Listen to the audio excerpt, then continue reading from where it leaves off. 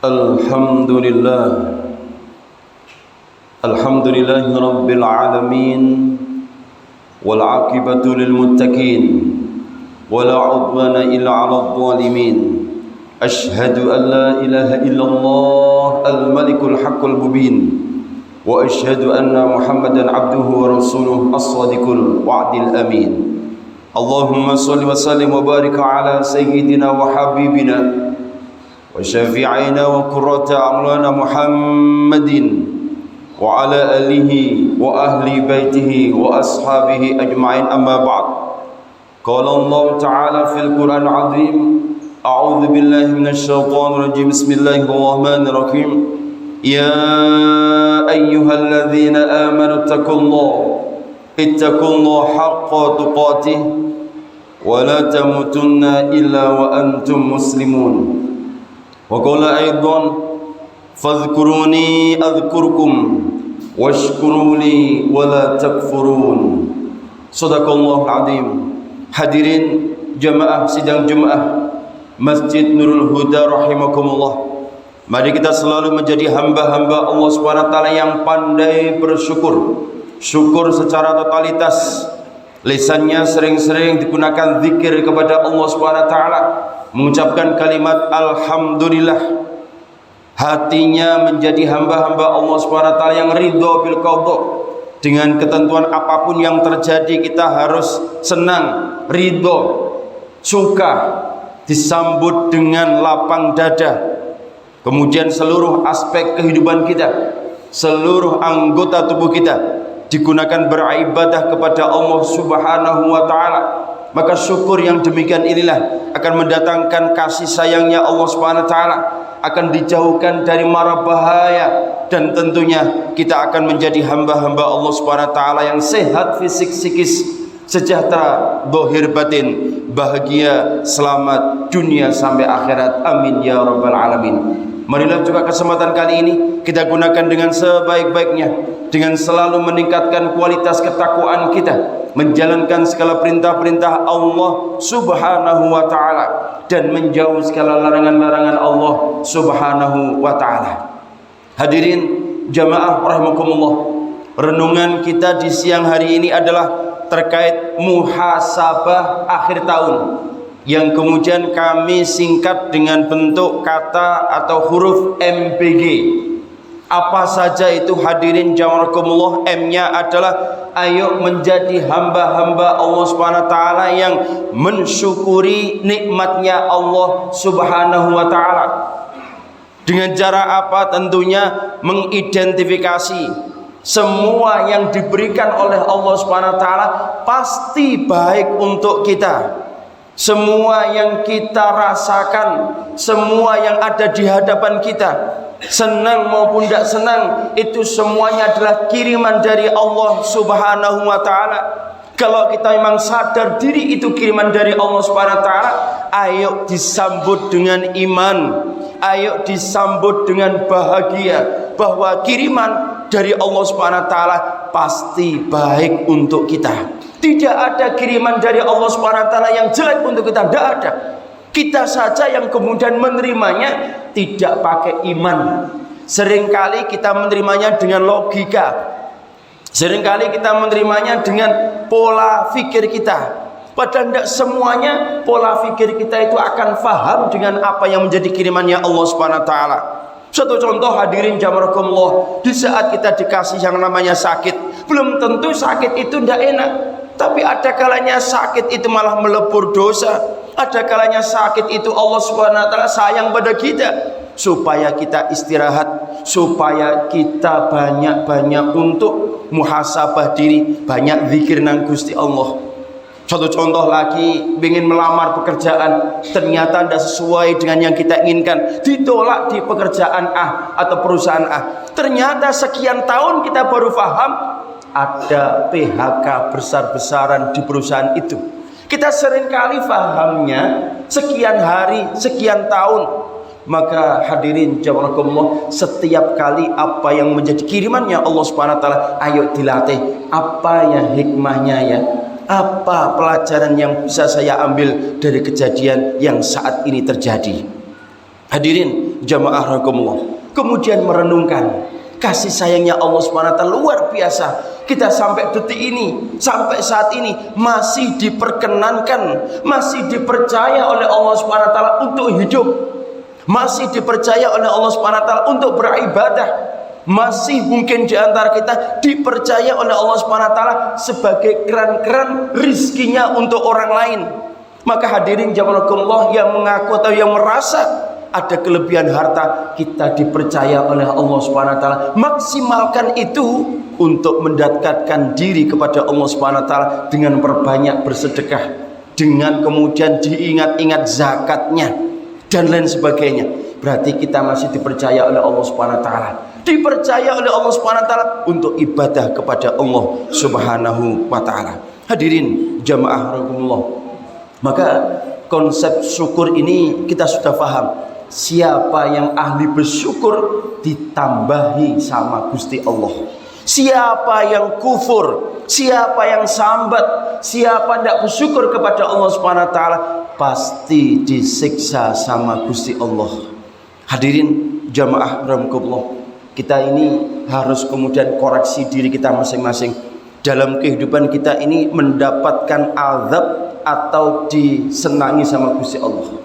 Kalau kita kemudian ibadahnya semangat, ada azan kemudian kita langsung menuju ke masjid tercinta, kita ada keterikatan dengan masjid-masjidnya Allah Subhanahu wa taala, fa insyaallah moga-moga kita masih ada dicintai sama Gusti Allah.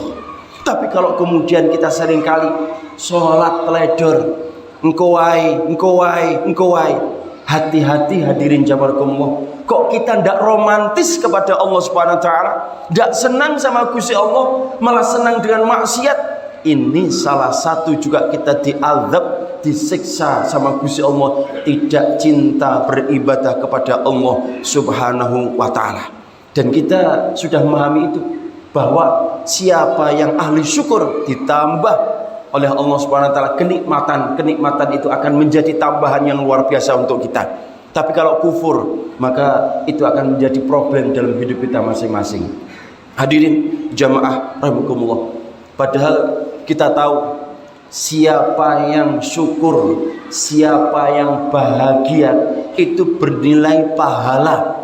Menerima apapun kita bahagia, kita senang, bernilai pahala. Tapi kalau kita sambat, sedih, ngersulo, maka hadirin jazakumullah, dosa itu. Kita dosa kepada Allah Subhanahu wa taala karena kita sambat dengan Gusti Allah.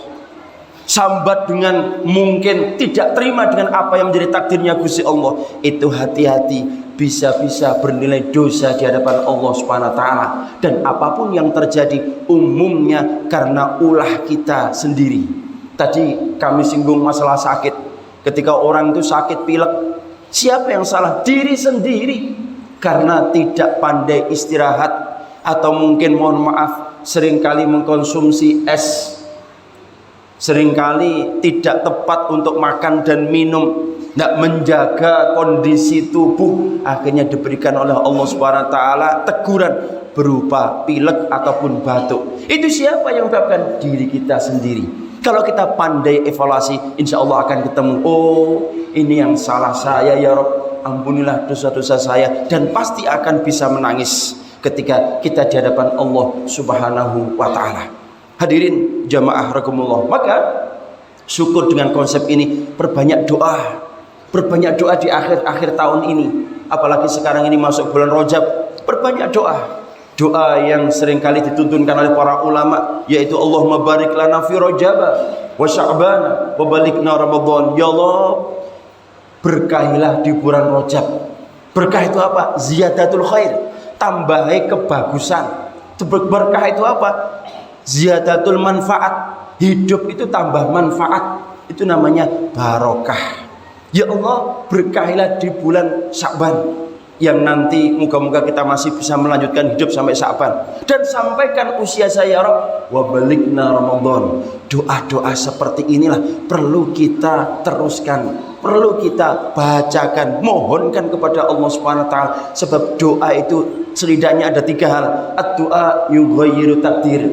Doa itu bisa merubah takdir. Ad-du'a mukhul ibadah. Doa itu puncaknya ibadah. Ad-du'a silahul mu'minin. Doa itu senjatanya orang beriman. Maka kalau kita tahu doa ini, khasiatnya doa ini, perbanyak doa kepada Allah Subhanahu wa ta'ala. Dan doa kepada Allah Subhanahu wa ta'ala jangan modelnya seperti anak kecil, sak dek sak nyet, jangan. Allah Subhanahu wa ta'ala itu punya keinginan, punya kehendak yang tentunya kehendak itu akan pasti baik untuk kita. Maka berdoa sajalah, karena berdoa itu fi'il amr, perintah dari Allah Subhanahu wa ta'ala, ud'uuni astajib lakum. Perintah doa adalah merupakan dari Gusti Allah. Maka doa yang kita panjatkan kepada Allah Subhanahu wa ta'ala sudah bernilai ibadah kepada Allah Subhanahu wa ta'ala dan pasti berpahala di hadapan Allah Subhanahu wa ta'ala. Yang kedua, hadirin jamaah, B-nya adalah belajar dari kesalahan. Kita siapa orangnya yang tidak punya salah? Pasti siapapun punya salah, karena kita adalah manusia. Manusia itu banyak salah, maka harus mengenali kekurangan apa yang ada dalam diri kita. Hindari menyakiti orang lain seminim mungkin, seminim mungkin. Walaupun mungkin tidak bisa secara utuh, ya, tapi seminim mungkin ayo kita hindari. Dan seringkali jangan kita menjadi hamba-hamba Allah Subhanahu wa ta'ala yang mengejek orang lain. Wong alok bakal elok, man ayyara akhaw bidzambin lam yamut hatta ya'malahu. Orang yang pandai alok, menghina, mengejek orang lain, tidak lama orang itu nanti akan sama, akan melaksanakan hal yang sama dari ejekan kepada orang lain tersebut. Maka tidak salah kalau kita kemudian orang Jawa menyampaikan wong alok bakal elok. Wong itu kalau sudah mengejek pasti lama-kelamaan akan niru juga. Hadirin jamaah Allah, perbaiki kekurangan yang ada dalam diri kita, perbaiki. Maka diri kita harus bersih diri, bersih hati, bersih dari dosa. Mencegah pengulangan di masa datang. Kita sekarang evaluasi apa yang kemudian jadi kesalahan-kesalahan saya selama setahun ini, jangan diulang di tahun 2026. Sudah di stop. Kita tidak tahu ajal itu akan menjemput kita, tidak tahu. Maka persiapan kita di hadapan Allah Subhanahu wa ta'ala mengurangi kemaksiatan, menambah yang namanya ibadah kepada Allah Subhanahu wa ta'ala.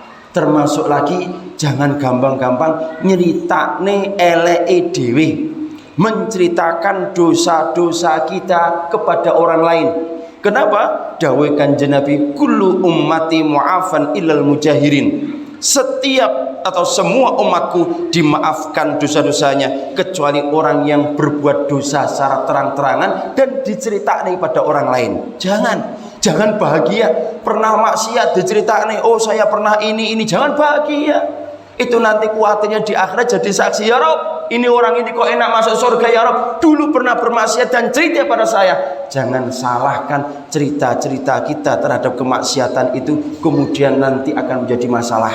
Orang tua mendidik anak ketika sudah beranjak dewasa, jangan ceritakan kemaksiatannya.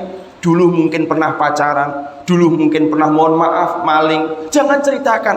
Nah, saya maling nak, tapi kamu jangan jadi maling, jangan. Sudah, ceritakan yang baik-baik. Nah, saya dulu juga pacaran, jangan. Tapi ceritakan yang baik-baik. Supaya apa? Anak itu akan melihat bahwa kita sebagai orang tua adalah menjadi generasi-generasi yang hebat, yang mampu menuntun anak kita menjadi orang-orang yang insya Allah mendapatkan ridho dari Allah Subhanahu wa ta'ala. Yang terakhir, G-nya adalah gerakan memperbaiki diri.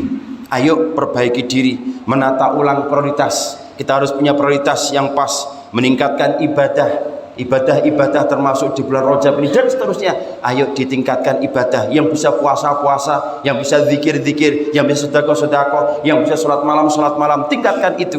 Dan kita harus punya presisi hati kita kepada Allah Subhanahu wa ta'ala. Bukan hanya kita menghadap sholat kepada Allah Subhanahu wa ta'ala, tapi presisikan hati kita, mantapkan, teguhkan kita ibadah kepada Allah Subhanahu wa ta'ala. Ini yang terpenting. Hadirin jamaah Allah, ayo perbaiki hubungan dengan sesama, sebab tidak ada manusia yang sempurna. Yang paling akhir ya Rob, yang berakhir hadirin jamaah Allah, ayo latih diri kita, jangan mudah didikte manusia.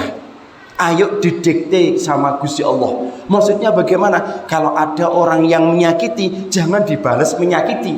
Itu namanya didikte sama manusia. Kalau ada orang yang menyakiti, maka diktenya Gusti Allah bagaimana? Balas dengan kebaikan. Maka Gusti Allah seringkali lewat baginda Rasulullah SAW mengingatkan, "Man kana yu'minu billahi wal yawmil akhir, kul khairan aw liyasmut." Berkatalah yang baik, kalau Anda bisa diam. Ada lagi yang lainnya, fal yukrim jarau, hormatilah keluargamu, hormatilah tetanggamu. Ada lagi yang lainnya, fal yukrim dhaifahu, hormatilah, muliakanlah tamumu. Ini penting hadirin jamaah Allah. Ayo diingat-ingat bahwa setiap kali dalam kita melaksanakan hidup ini, ayo ini didikte manusia atau didikte sama Gusti Allah. Kalau dikte Gusti Allah, ayo jalankan. Tapi kalau dikte manusia, tahan, pasrahkan, sabar. Insya Allah itu nanti akan menjadi hal-hal yang luar biasa di hadapan Allah Subhanahu wa taala, dan pasti orang-orang yang bisa mengamalkan MBG ini insya Allah akan menjadi wali-walinya Allah Subhanahu wa taala, yang akan menahan murkanya Allah Subhanahu wa taala, yang akan menahan musibah-musibah yang terjadi saat ini. Dan moga-moga Surabaya ini diamankan oleh Allah Subhanahu wa taala dari musibah apapun. Hadirin jamaah rahimakumullah, moga-moga yang singkat ini mampu mengutuk diri kita, ada pembelajaran sifat, ada perubahan yang lebih baik lagi, dan moga-moga diberikan oleh Allah Subhanahu wa taala umur-umur yang barokah, rizki yang barokah, keluarga yang sakinah mawaddah rahmah barokah, diberikan oleh Allah Subhanahu wa taala generasi penerus yang soleh dan solehah, dimudahkan semua urusan kita, urusan dunia sampai akhirat. Dan moga-moga jika suatu saat kita meninggal dunia, moga-moga ditakdirkan dalam keadaan husnul khotimah, serta kita semuanya moga-moga dimasukkan oleh Allah Subhanahu wa taala ke surganya Allah Subhanahu wa taala bersama teman-teman kita, sahabat kita, guru-guru kita, kedua orang tua kita, dan moga-moga bersanding dengan baginda Rasulullah SAW di surganya Allah Subhanahu wa taala. Amin ya rabbal alamin.